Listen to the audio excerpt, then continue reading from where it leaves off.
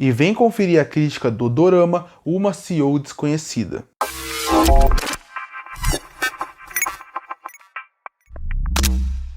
E terminou com 12 episódios na Netflix o dorama Uma CEO Desconhecida. E se eu pudesse definir esse dorama em poucas palavras, eu colocaria um potencial desperdiçado.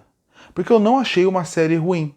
Na verdade, assistir os 12 episódios foi muito interessante. Foi uma boa experiência e os 12 episódios foram bons de se consumir, porque a história é interessante e porque as personagens são muito carismáticas, principalmente a Mihe. A Miji, na verdade, ela é uma personagem que é muito fácil você gostar dela, torcer por ela e pensar, eu seria amigo dela, porque o carisma dela, a forma como ela leva a vida de uma forma muito mais leve, faz com que você facilmente torça por ela e queira acompanhar os episódios. E quem está do lado dela, que seria o Rousseau, ou também a Mihae, que é a sua irmã gêmea, faz com que você facilmente crie uma ligação com eles. Então os personagens fazem com que a história funcione muito bem, faça com que você acompanhe os episódios de uma forma interessante.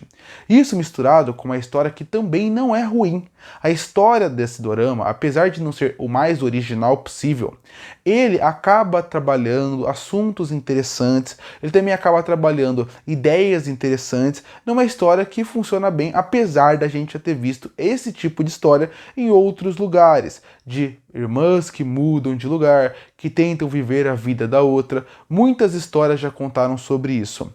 O que eu falo que é um potencial desperdiçado e que faz com que essa série seja boa, mas não excelente, seriam porque eu vejo muito potencial nas histórias e nas narrativas apresentadas aqui. E é isso que me chama a atenção nesse dorama e nesse tipo de dorama.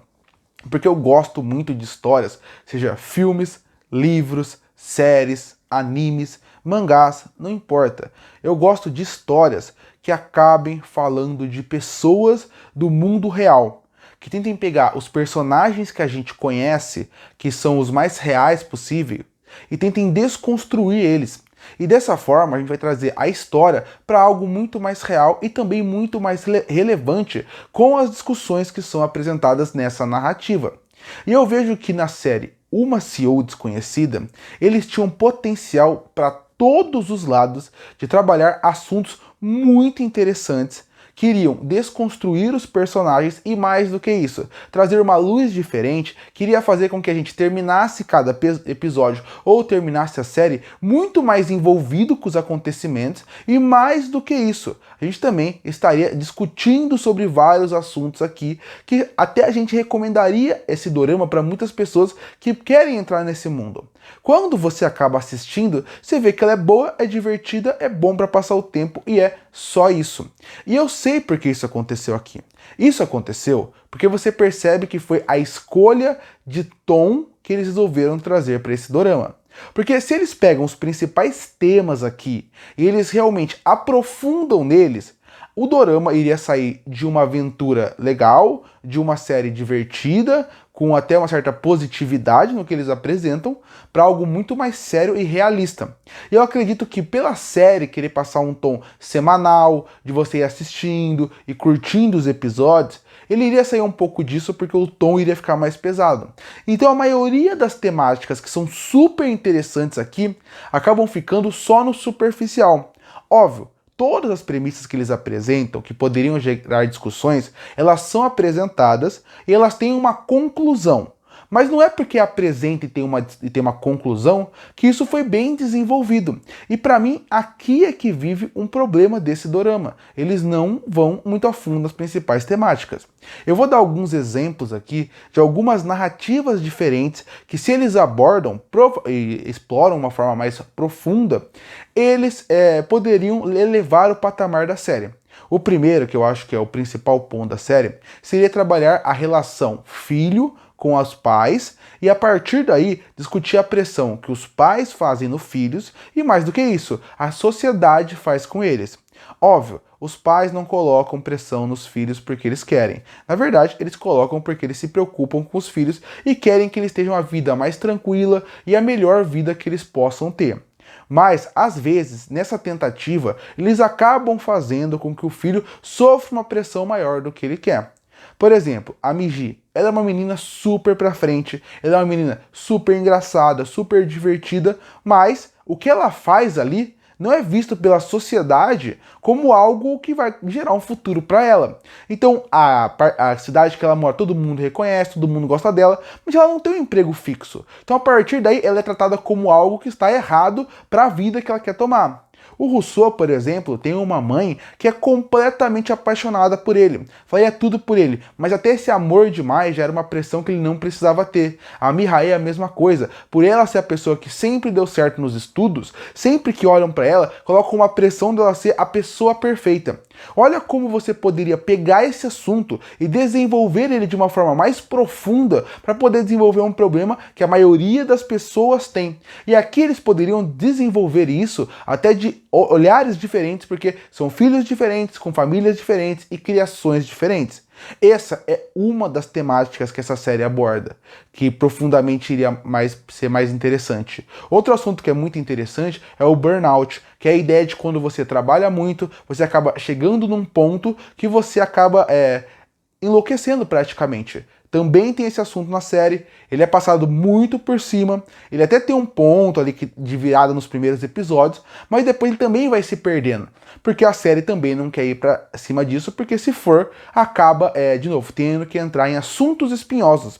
Você também tem assunto como depressão, que é muito forte num episódio, e também não é tão profundo como poderia. Você também tem outro assunto muito interessante nessa série, que seria a ideia das pessoas idosas. Como as pessoas que fizeram tantas coisas pra gente, no fim da vida, às vezes a gente acaba colocando ela em alguns hospitais e não tratando com o carinho que ela merecia. Outro assunto envolvendo a avó da família, que ela é uma personagem muito interessante, eu gosto muito dela, mas quando você pensa na série, também não foi mais a fundo nessa personagem, em questão de trabalhar a parte idosa e como a família trata ela. Você também tem assuntos como assédio sexual no trabalho, que seria muito interessante mais a fundo. Você também tem um outro ideia que seria a parte da deficiência, porque o chefe dos principais advogados da cidade, ele é uma pessoa que tem um problema e acabou virando cadeirante, e o Rossum, ele tem um problema auditivo muito grande, que faz com que ele vá perdendo a audição ao longo da vida.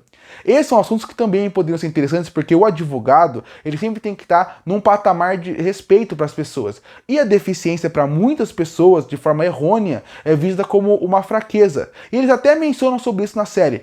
Olha quantas temáticas eu mencionei aqui que estão na série. Eles até têm uma participação importante para a história, mas na parte de ir mais a fundo, discutir, dar mais camada, eles não vão muito a fundo. E por isso que eu falo que Uma CEO Desconhecida é um grande potencial desperdiçado. E por que eu ainda fico mais triste com isso? Porque se fosse uma série da própria Netflix, que tem 7, 8 episódios, com uma média de 40 minutos por episódio, você poderia falar, são muitos assuntos, não tem como desenvolver todos esses assuntos numa temporada, então a gente vai fazer outras temporadas ou focar em assuntos específicos onde a gente possa abordar mais. Não, aqui você tem 12 episódios com uma média de 1h10 a 1h20 por episódio. Então você tem sim tempo para desenvolver. De novo, a escolha do tom que eles fizeram faz com que a série não queira entrar nesses assuntos espinhosos, sabendo que se entrar nesses assuntos vai fazer com que o público não seja a ideia que eles querem. Porque você pode ver que apesar desses assuntos estarem lá, a direção da série, a trilha sonora da série, a fotografia da série sempre leva para um lado mais calmo.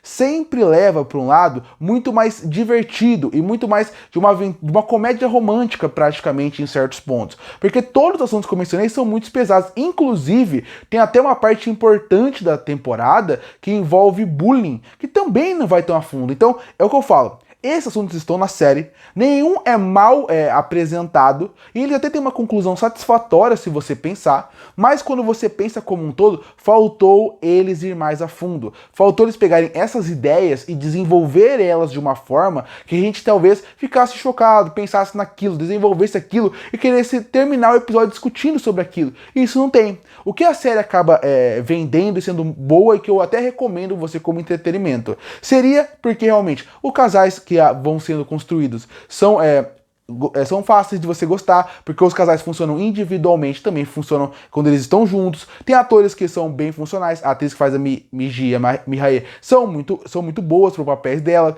Eu gosto dessa parte da série. É a mesma atriz, inclusive, que faz as gêmeas, e ela consegue mudar bastante a forma como ela atua de uma pra outra, isso me agrada bastante. Não é só o cabelo que muda, que é pra ficar mais fácil pra gente entender, mas também a parte de como elas atuam em relação ela atua em relação à expressão, a forma física de como ela anda e age. Você consegue ver bastante diferença de uma pra outra. Então, esse que é um ponto. É uma série que ela é gostosa de assistir, mas falta conflitos serem mais presentes na série, a ponto da gente ver e sentir aquela tensão em alguns pontos. O último episódio é muito bonito, por causa que tem uma passagem de um personagem. Você também tem as conclusões dos arcos, que são bem feitas, a ponto de você ficar satisfeito como foi feito aquilo. Mas, de novo, em alguns pontos de tensão, a narrativa poderia ter sido mais forte, pra gente, como público, ter ficado mais envolvido em alguns pontos. Não é uma série ruim, é uma série boa, tem assuntos relevantes, mas a falta de desenvolvimento desses assuntos faz com que seja uma boa série, um bom entretenimento para Netflix. Mas ela poderia ser muito mais do que isso. Tecnicamente é interessante, inclusive eu gosto muito de como eles brincam muito em relação a parecer que é uma série que não se passa nos dias de hoje, se passa um pouco numa série dos anos 90, do começo dos anos 2000, principalmente quando eles brincam com foto ou também com flashbacks. Isso me agrada bastante, mas de modo geral é uma série que ela é boa para passar o tempo, mas se ela desenvolve bem sua temática, ela poderia ser excelente. Não foi uma perda de tempo. Pra quem gosta de dorama e quer passar o tempo, tá fácil de assistir na Netflix, mas ela poderia ser muito melhor do que ela foi. Concluindo, Uma CEO Desconhecida vale seu tempo, caso você gosta desse estilo de dorama, que é mais do dia a dia da vida de uma pessoa, de você conhecer uma história que vai falar um pouco sobre romance, mas sobre a vida daquelas pessoas, mas eu acabo ficando decepcionado. E fico decepcionado porque eu via um potencial maior por tudo que eles foram apresentando. E até algumas narrativas e alguns pontos ficam um pouco repetitivas e um pouco truncadas, e algumas temáticas não evoluem tão bem como poderia ser. No fim, é bom, mas poderia ser excelente. E por isso que eu fecho Uma CEO Desconhecida com uma nota 7 de 10. Curte ou fortalecer o canal, se inscreve para não perder os próximos vídeos. E aí, o que acha da dorama Uma CEO Desconhecida? Você gosta ou não? Comenta aqui embaixo. Eu volto no próximo vídeo.